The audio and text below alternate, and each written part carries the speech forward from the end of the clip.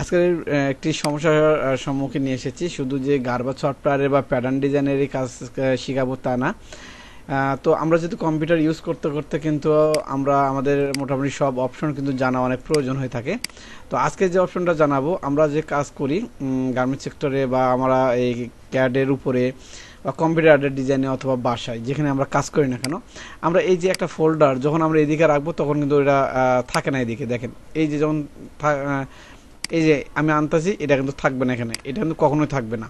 আমরা কিন্তু অনেক সময় এই যে এই আইকনটা যদি মাঝামাঝি রাখি তাহলে কিন্তু এটা মাঝামাঝি থাকবে, এবং যেটা পছন্দ মতো আমরা যেখানে সাজাবো এটা কিন্তু সেখানে থাকবে। তো আমরা যখন কাজ করতে আমাদের কিন্তু অনেক ধরনের মেল চলে আসতে পারে, অনেক মেজারমেন্ট চার্ট থাকতে পারে বা অনেক কিছু থাকতে পারে। তো আমরা অনেক সময় কিন্তু সাজায় রাখি অথবা ফোল্ডার করে রাখি। তো যদি এমনটা আপনাদের সঙ্গে হয় যে একটা আইকন আপনারা ইচ্ছা মতো সাজাতে পারতেছেন না বা আপনাদের ডেস্কটপের উপরে কোথাও রাখতে পারতেছেন না, তাহলে আপনারা কি করবেন? এটা করার একটাই কারণ হচ্ছে যে আপনাদের একটি সেটিংয়ের প্রবলেম আছে। সেই সেটিংটা এখন আমি আপনাদেরকে দেখিয়ে দেবো। সেটিংটা হচ্ছে রাইট বাটন ক্লিক করবেন। রাইট বাটন ক্লিক করার পর দেখতেছেন ভিউ অপশন থেকে দেখতেছেন এই যে অটো অ্যারেঞ্জ আইকন যে রয়েছে, এটাতে আপনারা উঠিয়ে দিবেন। উঠিয়ে দিলেই কিন্তু দেখবেন এটা আপনারা যেখানে খুশি সেখানে আপনারা রাখতে পারবেন।